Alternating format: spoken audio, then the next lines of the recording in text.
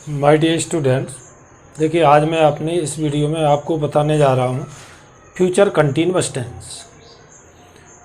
तो यदि आप हमारे चैनल पर पहली बार आए हों तो मेरे चैनल को सब्सक्राइब ज़रूर करें ताकि हमारे हर वीडियो का आपको नोटिफिकेशन मिलता रहे। और यदि वीडियो पसंद आए तो लाइक और शेयर करना ना भूलें।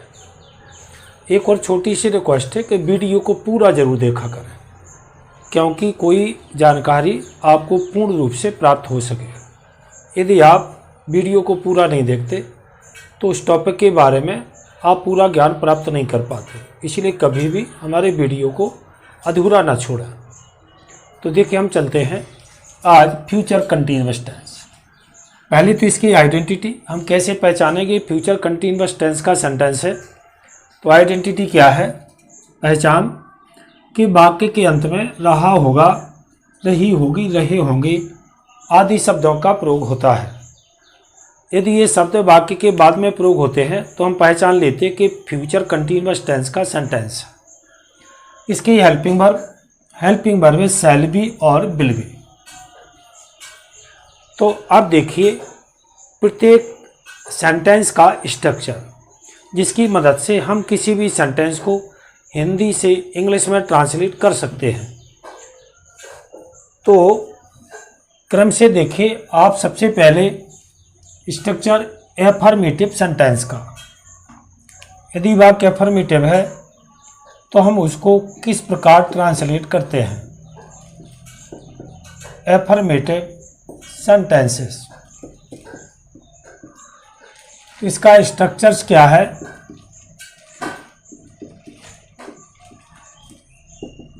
सबसे पहले सब्जेक्ट, फिर आती हेल्पिंग वर्ब। हेल्पिंग वर्ब को आप अलग अलग भी ऐसा लिख सकते हैं कि शैल और will plus B1 ing object और अदर वर्ब। देख, किसी भी टेंस का कंटीन्यूअस टेंस में ओनली हेल्पिंग वर्ब चेंज होती है, बाकी उसके स्ट्रक्चर में कोई चेंजिंग नहीं होती। प्रेजेंट कंटीन्यूअस में एज का यूज होता है हेल्पिंग वर्ब, पास्ट कंटीन्यूअस में helping verb was verb use होती, और फ्यूचर कंटीन्यूअस में हेल्पिंग वर्ब शैल बी और विल बी यूज होती। बाकी उसके स्ट्रक्चर में कोई डिफरेंस नहीं होता, चाहे किसी भी प्रकार का सेंटेंस हो। तो देखिए हम इसके स्ट्रक्चर की मदद से हम कैसे ट्रांसलेट करेंगे। एग्जाम्पल देखिए, जैसे हुआ है पढ़ रहा होगा। अतः इस टेंस के सेंटेंस को इस प्रकार भी लिख सकते हैं कि वह पढ़ता रहेगा, क्योंकि इसमें कोई भी वर्क कंटिन्यूअसली होता है। लगातार कार्य हो तो हम शब्दों से पहचान लेते कि लगातार कार्य जैसे पढ़ रहा होगा या पढ़ता रहेगा, एक कंटिन्यूअसली वर्क है, इसलिए हम उसको फ्यूचर कंटीन्यूअस टेंस कहते हैं। सबसे पहले सब्जेक्ट ही, चूँकि मैं पहले ही बता चुका हूँ कि हेल्पिंग वर्ब किन किन सब्जेक्ट के साथ कौन सी हेल्पिंग वर्ब यूज होती, तो हमारा जो आई और बी सब्जेक्ट है उसके साथ हेल्पिंग वर्ब शैल, बकाया कोई भी चाहे प्रोनाउन हो चाहे नाउन हो, सबके साथ हम हेल्पिंग वर्ब विल का यूज करते हैं। तो देखिए इसमें सब्जेक्ट है ही, तो हम कौन सी हेल्पिंग वर्ब का यूज करेंगे? विल का। तो आगा विल बी। अब वर्ब है पढ़ना, तो पढ़ना रीड, और रीड का इंग फॉर्म यूज होगा तो हो जाएगा read. He will be reader. जैसे और देखिए, हम दिवाली मना रहे होंगे। क्योंकि फ्यूचर टेंस है इसलिए इसमें भविष्य की बात आती है, जो अभी घटित नहीं हुआ, होने वाला या होगा, तो उसको फ्यूचर टेंस कहते हैं। हम दिवाली मना रहे होंगे, तो सबसे पहले सब्जेक्ट बी के साथ हेल्पिंग वर्ब होगी सेलिब्रेट। अब चूंकि मनाना हो सेलिब्रेट, तो सेलिब्रेटिंग इंग फॉर्म यूज होगी, और दिवाली एक फेस्टिवल है, इसके पहले द का यूज, कोई आर्टिकल का यूज नहीं होता, चाहे वो दिवाली हो, दशहरा हो, कोई भी फेस्टिवल हो। तो ये हमारा एफर्मेटिव सेंटेंस। अब देखिए नेगेटिव सेंटेंस। तो नेगेटिव सेंटेंस के स्ट्रक्चर में क्या चेंजिंग है कि नेगेटिव सेंटेंस इसमें ओनली शैल विल के बाद नॉट का यूज कर देते, बकाया कोई चेंजिंग नहीं होती कि subject plus shall will plus not फिर be, shall be will be के बीच में नॉट का यूज होता है। यदि शैल बी विल बी के बाद नॉट का यूज करेंगे तो रॉन्ग है, क्योंकि वो ग्रामर के नियमानुसार स्ट्रक्चर नहीं है। तो शैल और विल के बाद नॉट फिर बी, फिर B1 ING ऑब्जेक्ट और अदर वर्ड। एक एग्जाम्पल, जैसे बच्चा नहीं खेल रहा होगा। सेंटेंस तो कोई भी ले लीजिए, हजारों सेंटेंस होते। तो देखिए child will not be, play means खेलना, तो इंक फॉर्म हो जाएगी प्ले। जैसे और भी एग्जाम्पल देख सकते हैं, छात्र कक्षा में शोर नहीं मचा रहे होंगे। तो कि छात्र स्टूडेंट्स, चूंकि कॉमन नाउन है इसके पहले द आर्टिकल भी यूज कर सकते हैं। स्टूडेंट्स विल नॉट बी, शोर मचाना, मेक के नॉइस, तो मेक वर्ब का कार्य करती है, इसलिए मेक का इंग फॉर्म आता है, क्योंकि नॉइस वर्ब नहीं है।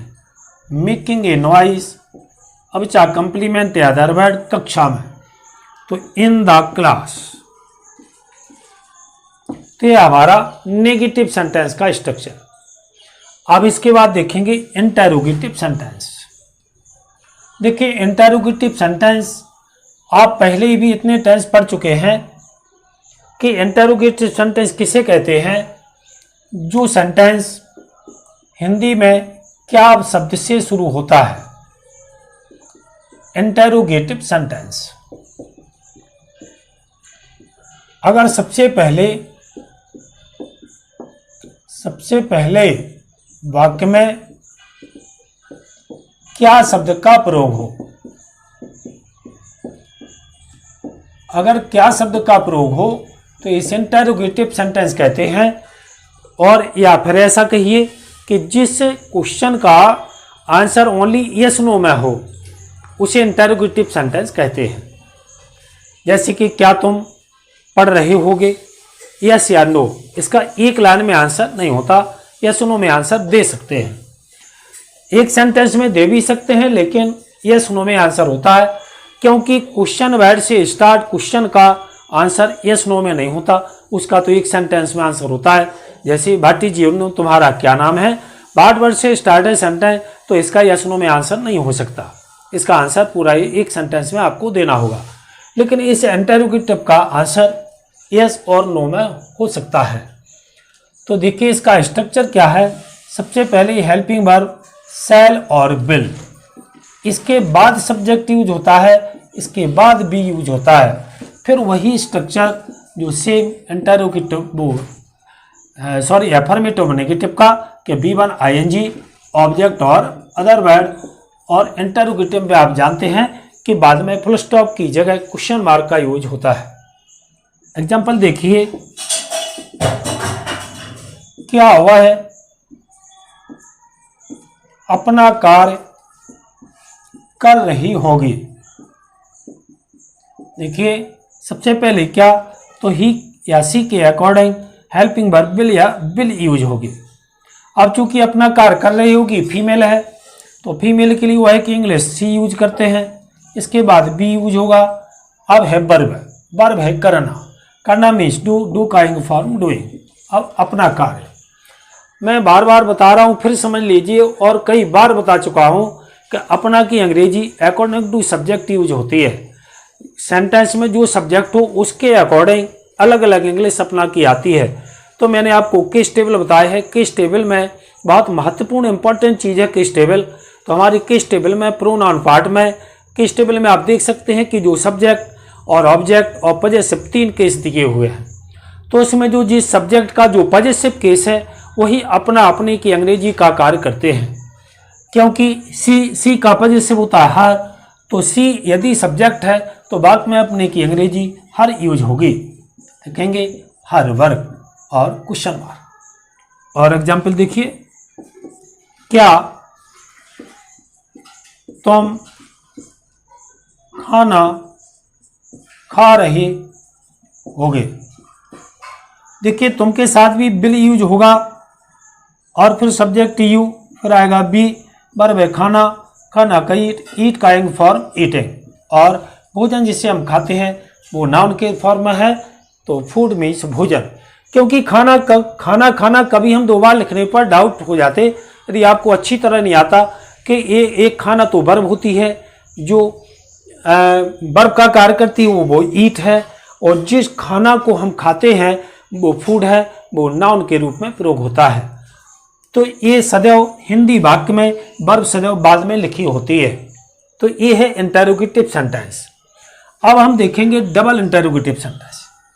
डबल इंटरोगेटिव सेंटेंस किसे कहते हैं कि जो वाक्य में यदि बीच में क्वेश्चन वर्ड प्रयोग हो। डबल इंटरोगेटिव सेंटेंस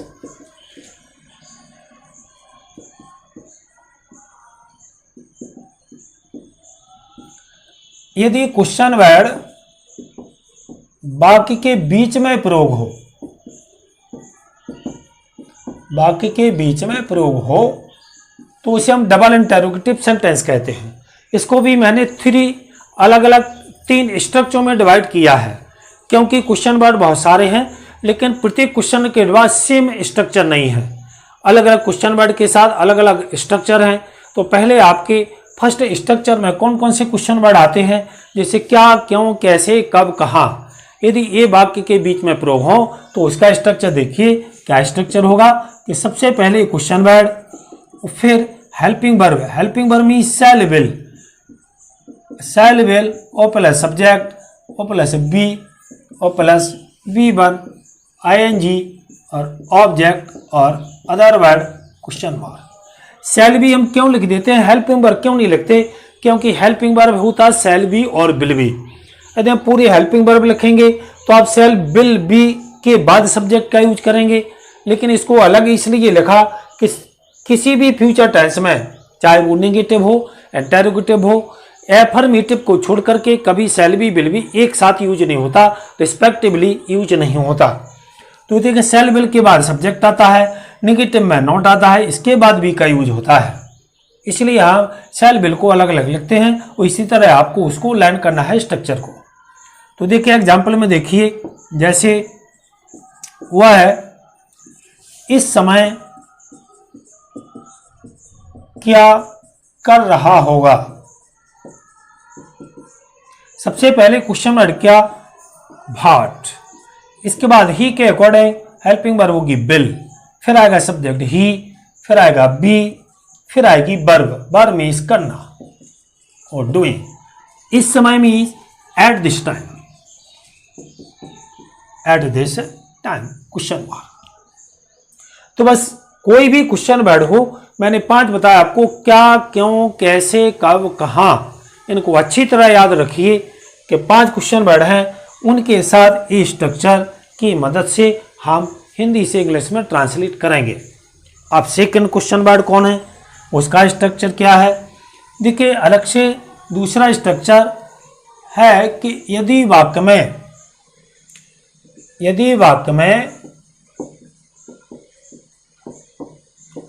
कौन या किसने शब्द प्रयोग हो, कौन या किसने एक ही वर्ड है,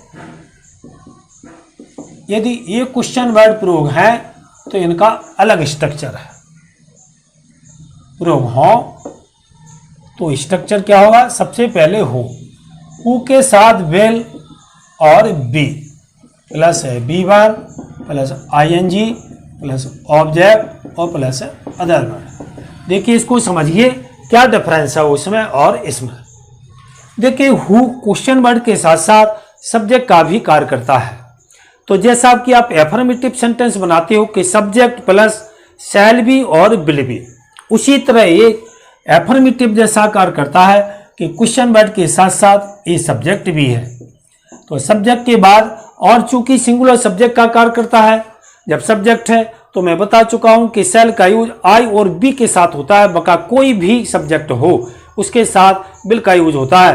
तो यहाँ ना तो आई है ना बी है, इसलिए हु के साथ विल बी का यूज होगा। चूंकि नेगेटिव भी नहीं है इसलिए इसके बीच में नॉट का यूज नहीं होगा, तो विल बी एक साथ रिस्पेक्टिवली यूज होगा।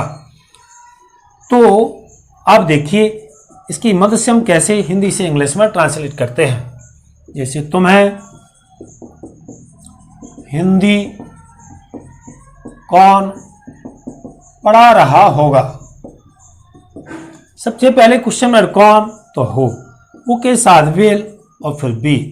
वर्ब है इंग फॉर्म, टीच मीन्स पढ़ाना, टीच का इंग फॉर्म टीचर, और चूंकि तुम्हें और हिंदी दो ऑब्जेक्ट आते हैं। मैं बता चुका हूं दो ऑब्जेक्ट, फिर देख लीजिए कि ऑब्जेक्ट टू टाइप्स के होते हैं, एक इनडायरेक्ट एक डायरेक्ट। इनडायरेक्ट मीन्स होता है लिविंग बीइंग्स और डायरेक्ट मीन्स होता है नॉन लिविंग बीइंग्स। तो किसी भी टेंशन में इनडायरेक्ट को लिखने का रूल है कि वर्ब के बाद पहले इनडायरेक्ट ऑब्जेक्ट को लिखते हैं जो सजीव है, जैसे कि यू, और फिर डायरेक्ट ऑब्जेक्ट जो निर्जीव है, जैसे कि हिंदी। हिंदी एक लैंग्वेज है जो नॉन लिविंग बीइंग्स है। तो देखिए सेंटेंस बन गया आपका who will be teaching you Hindi. अब यदि आप ये भी क्वेश्चन कर सकते हैं कि आप हिंदी को पहले नहीं लिख सकते, डायरेक्ट ऑब्जेक्ट को पहले नहीं लिख सकते, इनडायरेक्ट को बाद में नहीं लिख सकते। हाँ, लिख सकते हैं, लेकिन उसका भी रूल देखिए। मैं पिछले टेंसों में भी पढ़ा चुका हूँ, इंपॉर्टेंट चीज़ों में पहले ही बता देता हूँ। तो देखिए हु और विल बी और टीच का इंग फॉर्म टीचिंग, यदि आप हिंदी को लिखेंगे तो हिंदी, तो फिर इनडायरेक्ट के पहले हमको टू का यूज करना होगा, हिंदी तो यू। ये है आपका हु के साथ स्ट्रक्चर। अब देखिए थर्ड स्ट्रक्चर में आपके क्वेश्चन वर्ड आते हैं कि कितना कितनी कितने, कौन सा कौन सी कौन से, किसका किसकी किसकी। इसके लिए इंग्लिश में 4 क्वेश्चन वर्ड है, बता चुका हूँ पहले भी। ओनली हेल्पिंग वर्ड चेंज होगी टेंस के अकॉर्डिंग, बाकी स्ट्रक्चर में कोई चेंजिंग नहीं होती। ये 4 क्वेश्चन वर्ड हैं how many, how much, which और whose. How many for countable के लिए यूज होता है, हाउ मच फॉर अनकाउंटेबल के लिए यूज होता है, विच मीन्स कौन सा कौन सी कौन से या केस, और हुज मीन्स किसका किसके किसके। यदि ये क्वेश्चन वर्ड है तो आपका स्ट्रक्चर क्या होगा, सबसे पहले क्वेश्चन वर्ड, फिर आएगा नाउन। नाउन जो ऑब्जेक्ट के फॉर्म होता है, ऑब्जेक्ट इस क्वेश्चन वर्ड के बाद यूज होता है। इसके बाद हेल्पिंग वर्ब शैल या विल, इसके बाद सब्जेक्ट आता है, फिर बी और फिर B1 और इंग फॉर्म B1 प्लस ING और अदर वर्ड क्वेश्चन मार्क। क्योंकि हर सेंटेंस में वर्ब के बाद ऑब्जेक्ट आता है, लेकिन इन क्वेश्चन वर्ड के बाद तुरंत ऑब्जेक्ट का यूज होता है, इसलिए यहाँ वर्ब के बाद ऑब्जेक्ट का यूज नहीं होता। एग्जाम्पल देखिए, जैसे हुआ है कितनी चाय पी रहा होगा। तो देखिए कितनी चाय पी रहा होगा, चूंकि कितनी चाय वर्ड अनकाउंटेबल नाउन है, इसलिए इसके साथ कितनी की इंग्लिश हाउ मच यूज करेंगे।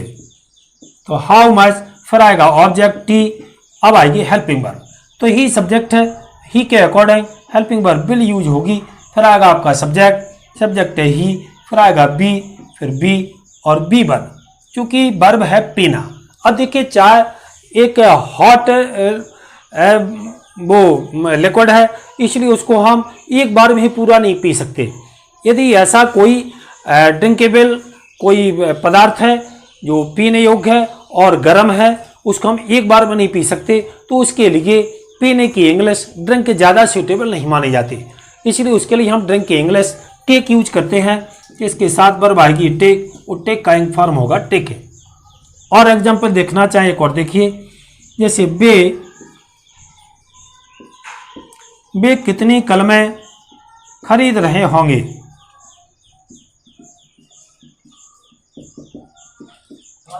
खरीद रहे होंगे कितनी कलमें, क्योंकि कलमें अनकाउंटेबल है, इसलिए हाउ मेनी के बाद ऑब्जेक्ट पेंस के बाद हेल्पिंग वर्ब विल, सब्जेक्ट आएगा दे, और फिर आएगा बी। अब है खरीदना, वर्ब खरीदना, बाई या परचेज भी लिख सकते हैं, तो वाई और वाई का एंग फॉर्म वाई।